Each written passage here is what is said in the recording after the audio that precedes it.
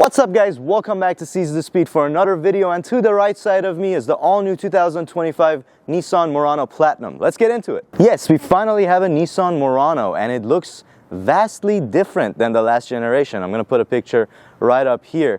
There's a lot less angular lines all around this exterior, a lot of more smooth design cues. To me, it kind of starting to look like the Aria, the electric crossover from Nissan. We have this piano black trim that goes between your upper, I think these are parking lights, and well, they're, I don't know, are those parking lights? They're headlights. Those are headlights. You can see the headlights flowing into this piano black piece, and it has Murano embossed in it. Looks pretty neat. Then we have these daylights that flow into your front grille with the new upgraded Nissan logo. We have our sensors, of course, in the front. Let's go ahead and take a look at the side profile of this thing. And the side profile starts to give me a bit of Infiniti vibes. You got this katana, kind of looks like the new Z, that comes all the way to your rear glass. Again, a lot more round, not as many angles on the side profile of this car. The wheels also kind of remind me of the Aria. I thought this was a EV when I first looked at it, to be honest with you. So, the rear end of the all-new Nissan Murano. And we are welcomed again with a really round rear end design. You can see this tail light that's almost completely integrated and flush with the body. And there's no red to be seen. It is all blacked out and it looks pretty sweet. It looks pretty modern.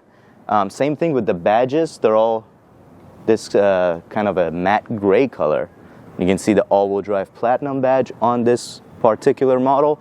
And if you're curious, like I was, to see what's under the hood of the new Murano, let's go ahead and check it out. Alright, let's go ahead and pop the hood, and there is no longer a V6 powering this car.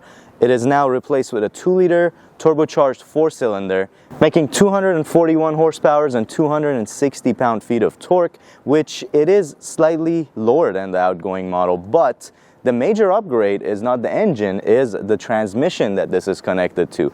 This car no longer boasts a CVT transmission. It is now a Mercedes-driven 9-speed, which is fantastic news to me.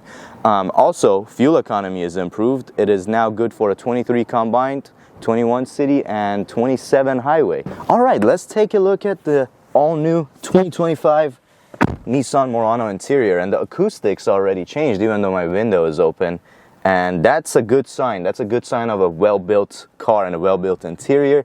And I am happy to report that, yes, this interior is improved. The material quality is not even comparable to the outgoing model. You have leather on the dash and it's all stitched. We have ambient lighting running around the entire front side of the interior. These seats look beautiful. They have this diamond pattern up top. They're two-tone, of course, on the Platinum model. We do have a panoramic sunroof up there, which looks pretty good, spanning all the way to the back seat. So you have the double screens on the dash. Of course, you have your gauge cluster in front of you and your infotainment right here, which is the typical Nissan infotainment that we get in the regular cars nowadays. Another reason I thought this thing was an EV is because you no longer have a shifter in here. We have buttons. I don't know about how I feel about this, to be honest. This is not a very intuitive driver input. We do like to be able to shift into gear. Steering wheel, we have a 2-spoke, which looks futuristic, but going with the theme of the Murano, there's always been a little bit of funky stuff going on with Muranos. With the first generation, the steering wheel actually moved up and down with the gauge cluster, kind of like the 350Z at the time. And with this one, the interior is a little playful, and I think we can accept the steering wheel with the Murano. It fits well with everything else. We do have a pretty large storage cubby right in the center of the car. We do have bird's eye view 360 cameras on the Platinum model and a wireless charger down here. Looks pretty sweet. I'm really curious though, with all this new design, how the back seat space is, because the roof looks a little more sloped to me. So let's go see if I fit well back there. Hopping into the back seat of the Murano, and well, as I expected, it is kind of tight on headroom, especially because of this hump that you get out of the panoramic sunroof. So if you didn't have this maybe on the lower trim models, you can get a little more headroom, but it is notched up. So if you lay your head back here, I have about 4 fingers. I am about 5'9", sitting behind my own driving position, have plenty of legroom, and we also have heated seats in the second row of this vehicle. Pretty sweet, huh? And that's all I have for the 2025 Nissan Murano.